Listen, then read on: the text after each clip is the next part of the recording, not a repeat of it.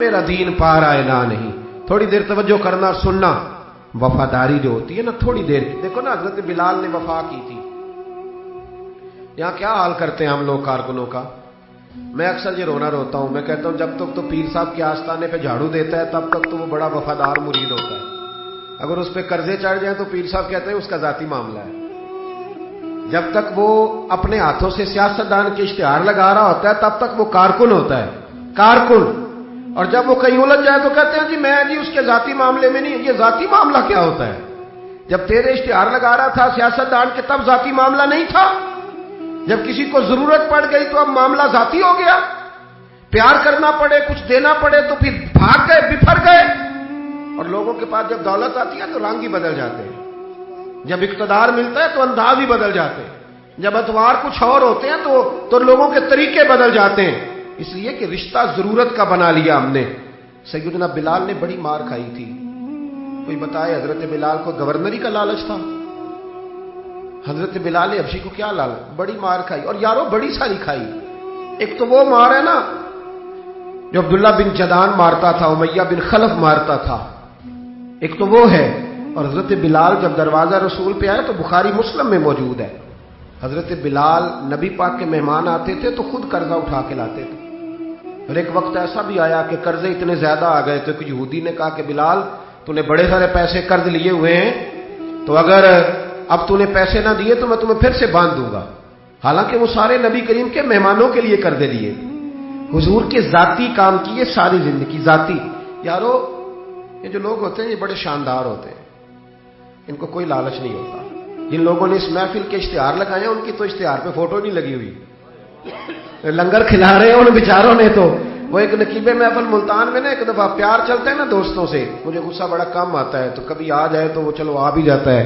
اب یہ بھی مسئلہ ہے. وہ بار بار کہہ رہے تھے لوگوں سے تسی ہاتھ نہیں چک دے, تسی بڑے بے ذوق ہو, تسی میں یاد رہو گے. میں کیا چپ کر جا, تو کوئی نظر نیاز لینی. یہ سارے مفت آئے نہیں, یہ زیادہ قیمتی ہیں, یہ فری آئے ہیں. بڑی مہربانی, اللہ آپ کو جزا. سنیں جی میرے بھائی, یہ دیکھیں نا جن لوگوں نے جو درخواست لے کے گیا تھا تھانے جلسے کی اجازت کی, اس کا تو نام ہی نہیں چھپا.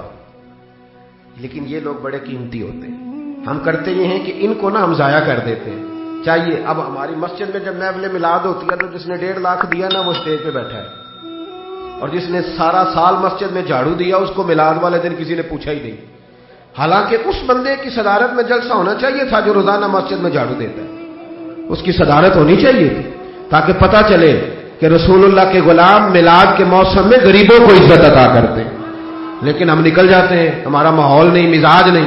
حضرت بلال نے نوکری کی, سارا دن نبی کریم کے کام کرتے, سارا دن.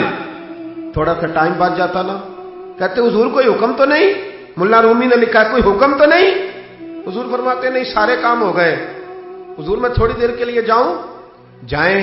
1 دن بھی, 2 دن بھی, 3 دن بھی. حضرت انس بن مالک کہتے ہیں ایک دن میں نے پوچھ لیا, میں نے کہا حضور یہ بلال چھٹی لے کے جاتے کہاں ہیں؟ شادی تو کی کوئی نہیں تھی ابھی, گھر تو تھا نہیں, تو یہ جو آ کے کہتے ہیں کوئی کام تو نہیں میں جاؤں. تو محبوب نے فرمایا جب یہ مجھ سے پوچھ کے جاتا ہے نا کوئی کام تو نہیں جاؤں تو پھر سیدھا سیدہ فاطمہ کے گھر جاتا ہے. تھوڑی دیر بیٹھے بھی, اللہ آپ کو جزا تشریف رکھے. یہ سیدہ فاطمہ کے گھر جائیں گے. اب یہ وہاں جھاڑو دیں گے. اب بیٹھے جی, اللہ آپ کو برکت دے, جزائے خیر, تشریف رکھیں. اللہ تعالیٰ آپ کو برکات دے. پیچھوں کے لیے مسئلہ بنتا ہے, تشریف رکھیں. اب یہ نا سیدہ فاطمہ کی چکی پیسیں گے. یعنی کوئی ٹائم بچ جاتا تو وہاں کتنی نوکری کی حضرت بلال نے, کتنی ڈیوٹی کی کہ نہیں کی. لیکن کسی عہدے کے لالچ کے لیے, کسی منصب کے لیے, کسی فوٹو کے لیے, کسی صدارت کے لیے. لیکن میرے محبوب نے بھی جب اعزاز دیا نا تو پھر کمال ہی دیا. پڑھیے ترمذی شریف. حضور آئے نا معراج سے واپس. میں جلسے سے دیر سے جاتا ہوں نا تو میری ایک بیٹی ہے, وہ جب میں نکلنے لگتا ہوں کہتی آج دیر سے آئے تو دروازہ نہیں کھولنا. روز ہی دیر سے آتے ہیں, تو جب رات کو جاتا ہوں تو سب سے پہلے وہی کھولتی ہے. آ گئے آپ. اب بندہ جب سفر سے واپس جاتا ہے تو پہلے بچوں کی بات کرتا ہے, بیٹوں کی. محبوب معراج کے سفر سے واپس آئے, لیکن سب سے پہلے جو بات کی وہ حضرت بلال حبشی کی. سب سے پہلی بات سیدنا بلال کی. مجمع میں بٹھا کے, مجمع میں حضرت بلال کو مجمع میں بٹھا کے فرمایا کیا عمل کرتا ہے بھائی تو بلال؟ عرض کی حضور کیا ہوا؟ فرمایا بتا کیا کرتے ہو؟ کون سا عمل ہے جو زیادہ کرتے ہو؟ کہا حضور حکم کریں. تو محبوب فرمانے لگے جب میں جنت میں گیا ہوں نا معراج کی رات، تو میں نے وہاں تیرے قدموں کی آواز سنی ہے. جنت میں تیری اب کس نے ذروں کو اٹھایا اور صحرا کر دیا، اور کس نے قطروں کو ملایا اور دریا کر دیا. یہ کس کی حکمت نے یتیموں کو کیا در یتیم اور غلاموں کو دنیا بھر کا مولا کر دیا. ایک بڑی عجیب بات لکھی ہے ابن اسحاق نے. کہتے ہیں کہ جب فتح مکہ ہوئی نا، ظہر کا ٹائم ہوا، تو نبی کریم علیہ السلام نے فرمایا چلو بھی اذان پڑھو، بلال کو بلاؤ. تو جو ہے میری بات پر سنیں اور یاد رکھیں. حضور نے فرمایا بلال کو بلاؤ، اذان پڑھے. تو ایک شخص نے حضور کے کان میں مشورہ دیا کہ یا رسول اللہ صلی اللہ علیہ وسلم کافر تو پہلے ہی سارے جل گئے، مر گئے، فتح مکہ ہے. تو کچھ لوگ حضرت بلال کے بڑے دشمن ہیں. تو یا رسول اللہ صلی اللہ علیہ وسلم بلال یہ ہمیشہ پڑھتا ہے، وہی پڑھیں گے، تو آج نہ کسی اور کی ڈیوٹی نہ لگائیں اذان پڑھنے کی، فتح مکہ کا موقع ہے، چلو کوئی اور پڑھ دے. یہ روٹین میں جب پروگرام ہوتے ہیں تو تب تو مقررہ امام بھی نہیں نا جماعت کراتا، چلے کوئی بزرگ آئے ہیں وہ کرا دیں، آج موقع ہے، بری بھی بات کوئی نہیں. جس نے مشورہ دیا خلوص کے ساتھ دیا، حضور کوئی اور نہ آج پڑھ دے. لیکن میرے محبوب نے جو جواب دیا وہ بڑا قیمتی تھا. محبوب کریم فرمانے لگے جب پتھر کھانے پڑے تو تب تو بلال پڑے، اور جب بدر اور احد میں تلواریں چمکے تو تب تو بلال پڑے، اور فرمایا جب بھوک کاٹنی پڑے تب تو اذان بلال پڑے، اور آج اللہ شانے عطا کرے تو کوئی اور پڑے. فرمایا سارے نیچے کھڑے رہیں گے، ابو بکر و عمر و عثمان و علی، طلحہ و زبیر، سارے ہمیشہ کی طرح سنیں گے. اور آج بیت اللہ کی چھت پہ چڑھ کے جو اذان پڑھیں گے وہ بلال حبشی ہوں گے. میں لوگوں کو بتاؤں گا کہ وفا کے رشتے وفا کے رشتے ہی ہوتے. وفا کے رشتے وہ پانی پرن سہیلیاں رنگا رنگ کڑے، او پائیا اسی تے پڑھیا اس دا جانیے جس دا توڑ چڑھے. وفا والا رشتہ قائم کرو، وفا والا. کبھی ملا کرو، کبھی پی ایچ ڈی کر لیتے ہو نا تو کبھی میٹرک والے پرائمری والے استاد سے بھی جا کے ملا کرو.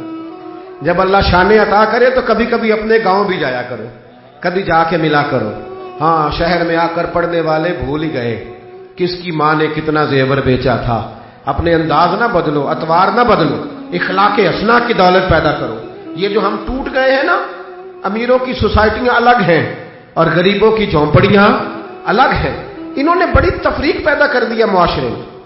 لوگ تو جنازے پڑھنے چھوڑ گئے ایک دوسرے کے، لوگوں کاٹ دیا. جس کے پاس پیسے زیادہ آئے، اپنے بھائی کی بچی غریب بیٹھی ہے رشتے کے لیے، اس کو وہ رشتے ڈھونڈ رہا ہے، کہہ رہا میرا کوئی میرے اسٹیٹس کے لوگوں میں رشتہ کرا دو. تو رشتے والے نے کہا وہ تیرا اپنے بھائی کی بھی تو بیٹیاں نا، تو وہاں کر لے. کہتا نہیں وہ جب شادی کرے گا نا تو میں تعاون کروں گا. تو تعاون تو بھائی کوئی اور بھی طرز کھا کے کاری دیتا ہے، اور بھی کو کر دیتا ہے. تو وہ والا رنگ اختیار کر جو اللہ رسول نے تجھے عطا فرمایا ہے. ہمارے معیار میں وہ وفا نہیں، وہ حسن نہیں. یہ میری طرح کے لوگ جن کو اللہ بڑی شانیں عطا فرماتا ہے، دین کے نام پر بڑا نوازتا ہے، لیکن لب و لہجے میں کئی دفعہ سختی آتی ہے، کئی دفعہ احساس نہیں ہوتا کہ ہم کیا کر رہے ہیں. اعلیٰ حضرت فاضل بریلوی بھی فرمایا کرتے تھے لوگوں نبی پاک کے وفادار رہنا، فرشتے بھی تمہاری عزت کریں گے. کیا فرمایا؟ کہنے لگے فرشتے بھی کرتے ہیں تعظیم میری، فدا ہو کہ ان پر یہ عزت ملی ہے. اکرام کرنا، کبھی بھی اپنے نفس کو نصیحت کرنا، کبھی بھی